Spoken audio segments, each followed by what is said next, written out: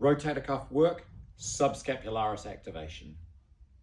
Subscapularis is the muscle on the front of your shoulder blade. It generates internal rotation, and it's one of 4 rotator cuff muscles that need to be active, able to lengthen out, strong enough to shorten against a load, and they need to work together to facilitate the arm control into its socket.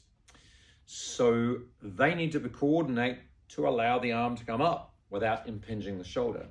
We're going to take hold of the band.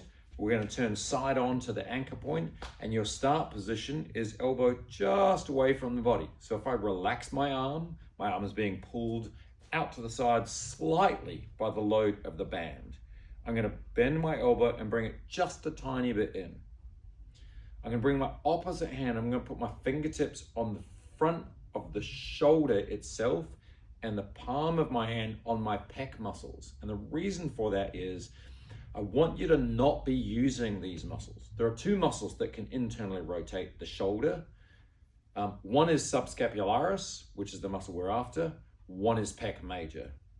It's kind of a lie. Lat dorsi and teres major can also internally rotate the shoulder. We're going to ignore those for the moment. So you're going to go fingertips on the front of the shoulder joint. You should feel this point slide ever so slightly away from your fingertips, and you should not feel this muscle doing any work. So I'm going to have my hand on here. The elbow is ever so slightly bent. I'm going to roll the shoulder blade over and gently back, just like we were doing in the upright rows. And you're going to maintain the scapular position there as you spin the arm in its socket. We hold for a moment, and then we release slowly away, all the way around.